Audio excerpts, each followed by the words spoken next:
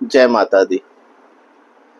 तो चलिए हम आपको इस वीडियो के अंदर ये जानकारी देने जा रहे हैं कि माता रानी की सवारी नवरात्रि शुरू होने के जो वार होता है वो उस हिसाब से तय होती है। तो हफ्ते में जो 7 दिन होते हैं तो किस दिन कौन सी सवारी होती है तो वो हम आपको सारी जानकारी देंगे और साथ ही साथ हम आपको बताएंगे नवरात्रि की पहले दिन की पावन कथा के बारे में, जो हम पौराणिक कथा बताते हैं आपको। तो चलिए वीडियो शुरू करते हैं।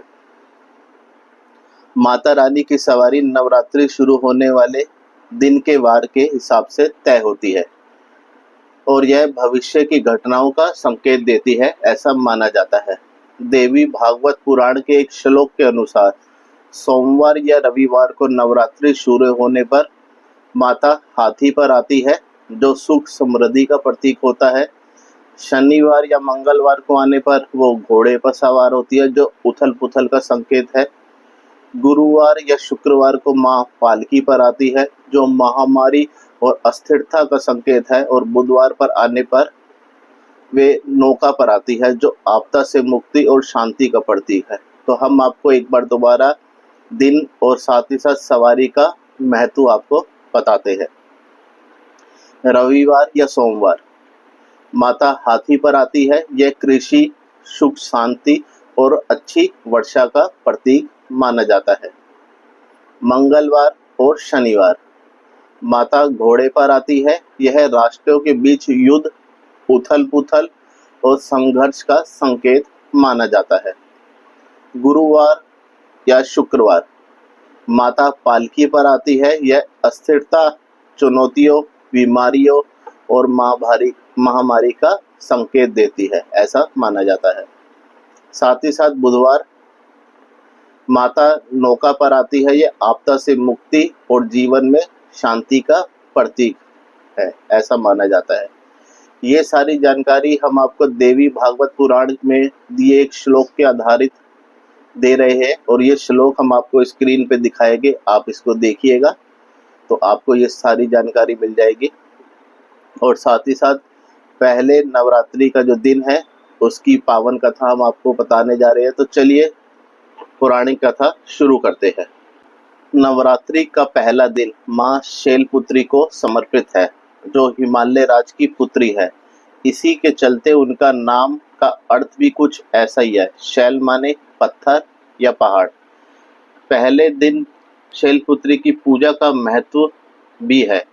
मान्यता है कि देवी के इस स्वरूप की पूजा इसलिए की जाती है ताकि लोगों के जीवन में शैलपुत्री की नाम की तरह ही स्थिरता बनी रहे, वो अपने लक्ष्य को पाने के लिए जीवन में अडिग रहे। नवरात्रि के पहले दिन कलश स्थापना के बाद मां शैलपुत्री की पूजा का विधान है। कलश स्थापना के बाद दुर्गा सप्तशती का पाठ किया जाता है। मान्यता है कि कलश को भगवान गणेश जी का स्वरूप माना गया है। किसी भी शुभ काम में कलश की स्थापना भी इसलिए की जाती है क्योंकि हिंदू परंपरा के अनुसार कभी भी किसी शुभ काम को करने से पहले हमें गौरी गणेश, श्री गणेश का नाम लेना चाहिए, ऐसा माना जाता है। पहले दिन शैलपुत्री की कथा सुनने और पढ़ने मात्र से घर में सुख समृद्धि आती है। तो चलिए माँ शैलपुत्री का नाम लेते हुए पहले दिन की जो हमारी पौराणिक कथा है, जो हमारे पास जानकारी है, तो उसकी शुरुआत करते हैं। माँ शैलपुत्री का वाहन है बैल, बल्कि वृषभ। ऐसी कथा प्रचलित है कि एक बार प्रजापति दक्ष, जो सती के पिता थे, उन्होंने यज्ञ के दौरान भगवान शिव और सती को छोड़कर सभी देवताओं को आमंत्रित किया, लेकिन सती बिना बुलाए ही यज्ञ में जाने को तैयार हो गई। तब भगवान शिव ने उन्हें समझाया कि कहीं भी बिना बुलाए जाना उचित नहीं है। इसके बावजूद माँ सती नहीं मानी। उन्होंने जिद करी कि वो मेरे पिता का घर है, मुझे वहां जाना चाहिए क्योंकि वहां यज्ञ का बल्कि पूजा पाठ रखी गई है। तो उन्होंने भगवान शिव की ना सुनी, उन्होंने जिद करी और वो शिव की अनुमति भी ने लिया, उनके बिना बताए, बल्कि उनको कह के कि मैं जा रही हूँ। उनके मना करने के बावजूद भी वो अपने पिता के यहाँ पहुँच गई। अब जब सती बिना बुलाए पिता के यहाँ यज्ञ में भाग लिया तो वहां उनके साथ बहुत बुरा व्यवहार किया गया। मायके में सती की मां के अलावा सभी ने उनसे गलत तरीके से बात करी, चाहे वो भाई हो, बहन हो या बाकी सभी लोग।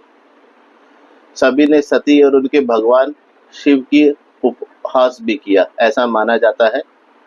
ये कठोर व्यवहार और पति का अपमान जब सती बर्दाश्त नहीं कर सकी तो उन्होंने खुद को यज्ञ में भस्म कर दिया। जैसे ही ये वाक्य हुआ, भगवान शिव तक ये समाचार पहुंचा। उन्होंने तुरंत अपने गणों को दक्ष के यहाँ भेज दिया। गणों ने इस यज्ञ को विध्वंस कर दिया और अगले जन्म सती ने हिमालय की पुत्री के रूप में जन्म लिया और इस तरह उनका नाम शैलपुत्री पड़ा। माँ शैलपुत्री का जो प्रिय रंग है वो सफेद कलर है। माँ शैलपुत्री को सफेद रंग बेहद प्रिय है, इसलिए पूजा के दौरान उन्हें सफेद रंग की चीजें जैसे बर्फी आदि का भोग लगाया जाता है। पूजा में सफेद रंग के पुष्प भी अर्पित किए जाते हैं।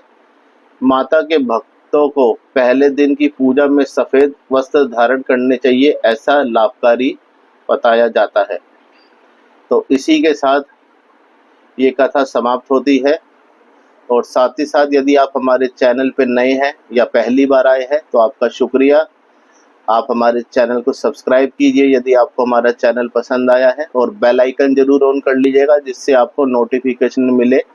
और कल हम आपको नवरात्रि की दूसरी कथा की जानकारी देंगे, तो चैनल पे बने रहिएगा, कहीं मत जाइएगा। सभी को जय माता दी।